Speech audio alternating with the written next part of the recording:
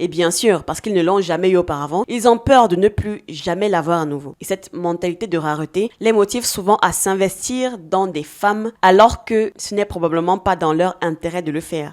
Vous vous contentez des miettes et vous êtes content de les recevoir, pourtant vous pouvez espérer beaucoup plus, beaucoup mieux. Voilà le problème.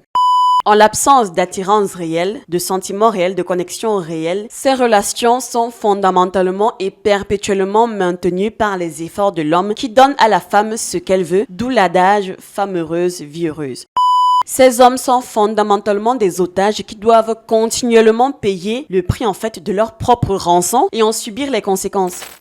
Alors, j'étais en train d'écrire la vidéo du jour quand je suis tombée sur cette vidéo qui, je trouve, match plutôt bien avec la thématique. Comme quoi, certains spécimens ne changent jamais. If you're broke, then why do you deserve anything? I don't understand. What good are you? We don't know what a good man is until they start securing us. That's a good man to us. A good man is not someone who texts us good morning. We don't care about good morning. We can get Siri to text us good morning if we need to. We can change Siri's voice to a man's voice. We don't need that. What we need is you to pay the phone bill, for you to take us out to dinner, to impress us, to secure us, to make us feel like we're safe with you, that we don't have to worry about anything while we're with you. If you're broke, why do you guys think y'all deserve anything?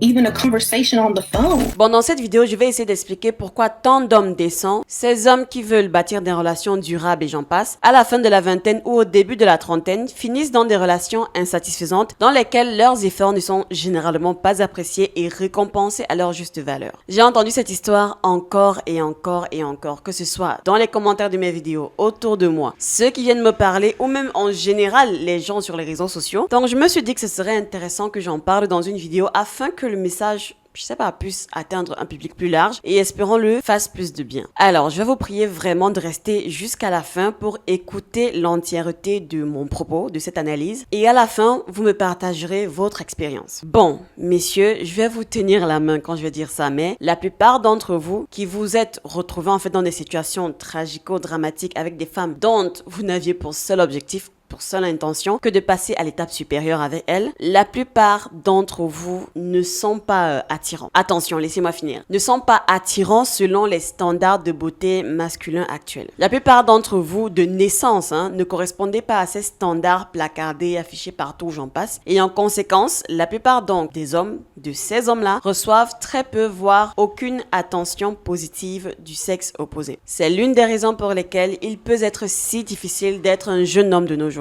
Votre VSM, votre valeur sexuelle sur le marché, est basse et ne sera probablement jamais aussi basse. Et pour aggraver les choses, la VSM des femmes, la valeur sexuelle sur le marché des femmes, autour de vous ne sera probablement jamais aussi élevée. Bien sûr, je parle dans la période de vos 18 à 30 ans. En gros, je suis en train d'expliquer que dans cette phase de votre vie, donc la phase des 18 à 30 ans, vous êtes dans une phase où vous n'êtes pas encore au top de votre forme. Vous n'êtes pas encore à votre apogée. Cependant, autour de vous, les femmes sensibles de votre tranche d'âge, elles seront au top niveau en fait de leur valeur sexuelle sur le marché. C'est le premier déphasage qui crée, ou dirais-je, qui sera à l'origine de tous les désastres qui s'en suivront. Les seuls jeunes hommes qui ont une réelle chance d'égaliser les chances sont les plus attirants physiquement, selon l'archétype bien sûr qui nous est marketé. Grand, beau, athlétique et j'en passe. Mais on sait que cette vérité n'est pas vraie éternellement. Mais elle est vraie pour les jeunes hommes, ce qui explique en grande partie pourquoi tant de jeunes hommes sont mécontents ou alors désespérés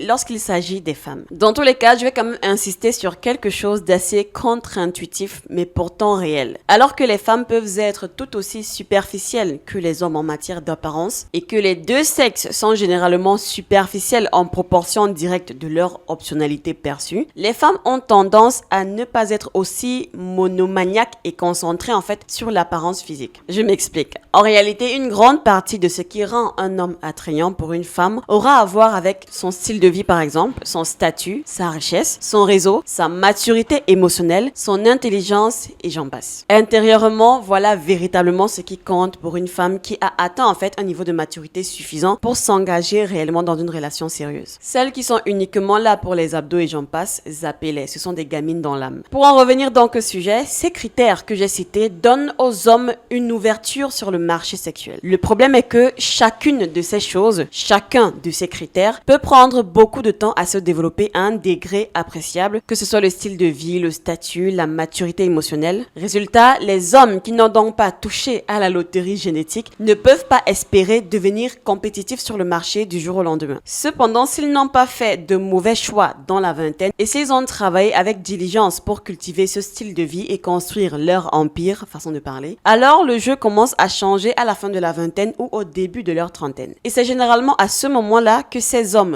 honnêtes, travailleurs et peu séduisants, commencent à recevoir leurs premiers aperçus de l'intérêt féminin. C'est donc après avoir pris le temps de faire un travail sur soi pour développer plein d'autres attributs de valeur en dehors du physique que ces derniers commencent à recevoir de l'attention et la plupart du temps, ils ne sont absolument pas préparés à ça. Vous imaginez un petit peu un homme qui n'avait reçu aucune sorte d'attention positive d'une femme en dehors, je ne sais pas, de sa grand-mère qui lui avait dit une fois qu'il était beau dans le pull en laine qu'elle venait de tricoter. Oui, c'est un gros cliché, mais vous voyez un petit peu où je veux en venir. Et donc, soudainement, cet homme-là, et sans avoir fait de changements significatifs dans leurs propres expériences subjectives, parce que pour eux, ils estiment que voilà, ils n'ont pas vraiment changé, ils ont juste grandi. Ils reçoivent donc soudainement un intérêt, un violent intérêt de la part des femmes, dans le tournant de leur trentaine. L'âge d'or, le fameux âge où la valeur sexuelle du marché de l'homme moyen dépasse la valeur sexuelle du marché de la femme moyenne pour la toute première fois. Et oui, à la trentaine, l'apparence de la femme moyenne commence à décliner, tandis que de votre côté, messieurs, pour ceux qui ont bossé, vos capitaux sont en train de se fructifier. Capitaux physiques, comportementaux, financiers, etc.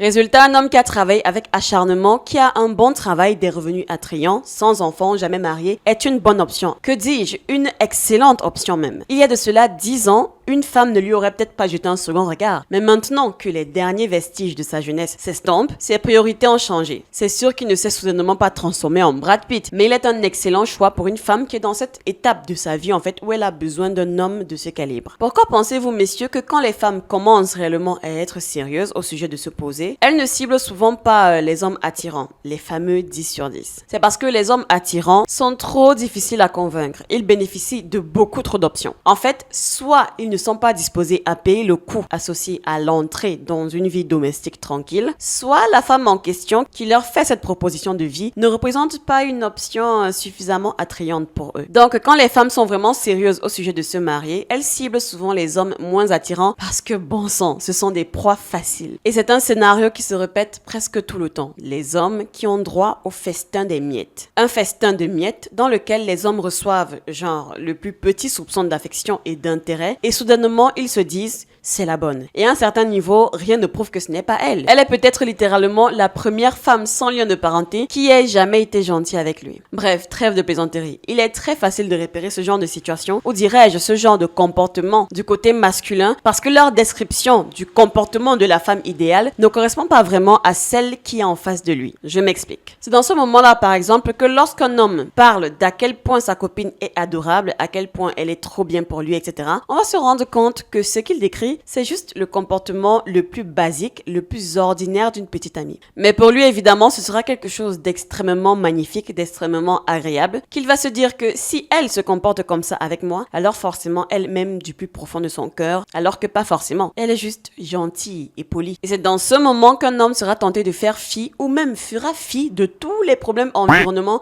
parce qu'il se dira, mais au fond, elle me traite si bien. Genre, pour mon anniversaire, elle m'a offert un gâteau. Et il y avait mon nom marqué dessus. Et mon nom était correctement orthographié. Elle ne s'est pas trompée sur mon parfum de gâteau préféré. Et le gâteau en question avait des bougies. Et elle a allumé la bougie. Et je les ai soufflées. Et elle m'a coupé un morceau de gâteau. Je n'ai même pas eu besoin de le demander. Comme si je sentais en fait qu'elle se souciait vraiment de moi. Etc, etc, etc. C'est donc à ce moment où cet homme transi d'amour se dit, si je la quitte, non, rectification. Si elle me quitte, j'ai peur de ne plus retrouver une femme comme elle.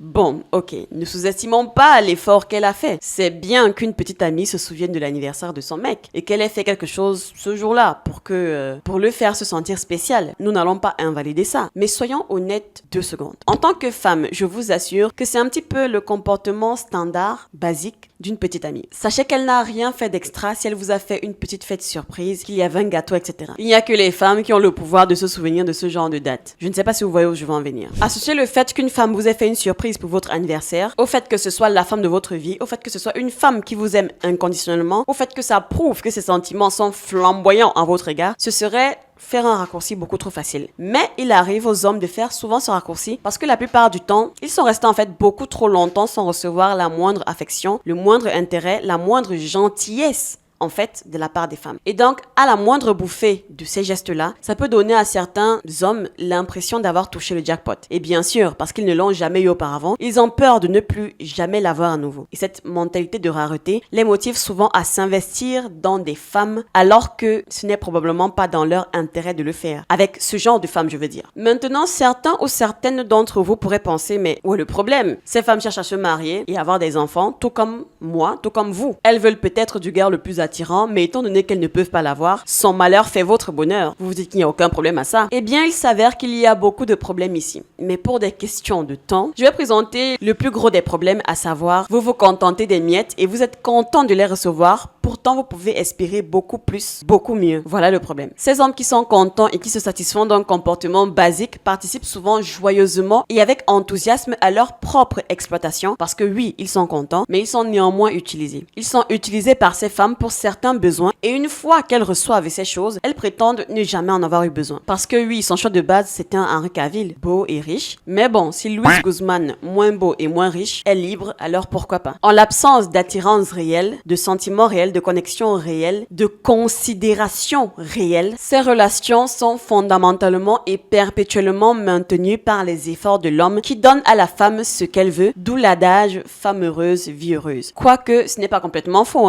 mais il prend plus de son sens lorsque ça vient de la bouche de ces hommes-là qui comprennent à un certain niveau que leur femme ne va pas rester si la valeur qu'il lui fournit disparaissait. Ces hommes sont fondamentalement des otages qui doivent continuellement payer le prix en fait de leur propre rançon et en subir les conséquences. On est d'accord que personne n'a besoin d'un plombier s'il n'y a pas de toilettes bouchées. Et avant que les toilettes ne soient bouchées, le plombier n'est pas très demandé. Cependant, une fois que le problème est résolu, il n'y a plus de raison de garder le plombier dans les parages et encore de continuer à lui donner de l'argent. J'espère que vous comprenez la métaphore. Comme je le disais, c'est un schéma qui se produit encore et encore. Un homme recevra de l'attention d'une femme, parfois même d'une femme très attirante, et il sera aux anges parce que elle lui montre plus d'attention et de considération qu'il n'en a jamais eu dans sa vie. Mais il arrive très souvent que ce qu'il croit être le summum de considération ne soit en fait que des miettes. Et cet homme hyperbolise juste chacune des actions de cette dernière. Mais de toute façon, c'est toujours plus que ce qu'il n'a jamais goûté. Et ce monsieur lui donnera la bague à cette femme, il lui donnera une maison et des enfants. Et il pourrait même penser avec suffisance qu'il est un homme bien pour avoir fait ça. Parce que apparemment, les autres fuckboys, excusez le terme, avec qui il traînait, ou du moins ce qu'il avait l'habitude d'observer de loin auparavant, n'était pas disposé à le faire, etc., etc. Et donc, un homme prudent passerait un peu plus de temps à réfléchir et à analyser ces fameux signes d'affection minutieusement. Parce que le problème survient au moment où il se retrouve à court, où il va manquer en fait de choses à donner à cette femme, de choses qui ont de la valeur pour cette femme. Et une fois ce point atteint, cette femme ne restera si et seulement si une connexion émotionnelle profonde, authentique et durable a été créée. Connexion qui est donc grandement facilitée par l'attraction qui, à un certain niveau, est issue en fait de l'expérience ressentie. Et une femme qui ne ressent pas cela prendra juste la dernière chose que vous êtes en mesure de lui donner. Une indemnité de départ, ce qui veut dire un joli divorce où vous allez lui donner la moitié de ce que vous possédez. Et oui, c'est le dernier élément d'utilité qu'un homme peut potentiellement lui fournir. Et vous savez que c'est des scénarios qui ne cessent de se produire. C'est la résultante du danger de s'impliquer avec une femme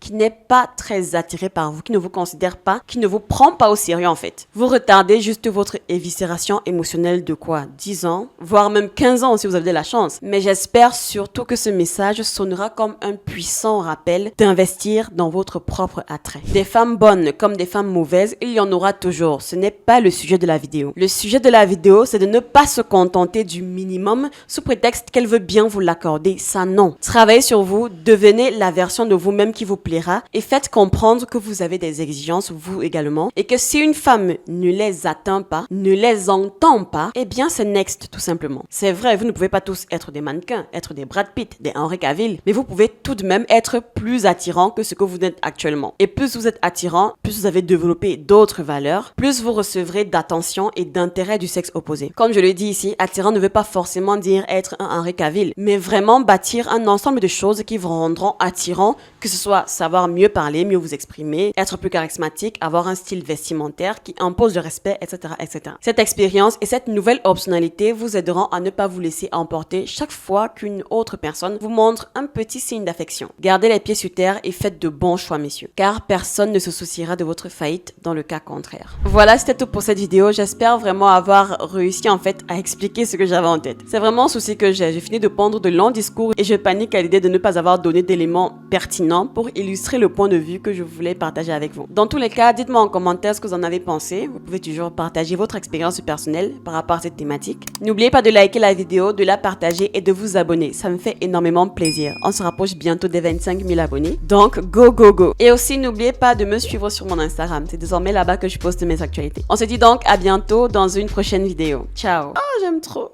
Ça faisait longtemps. Hein. Ça faisait longtemps.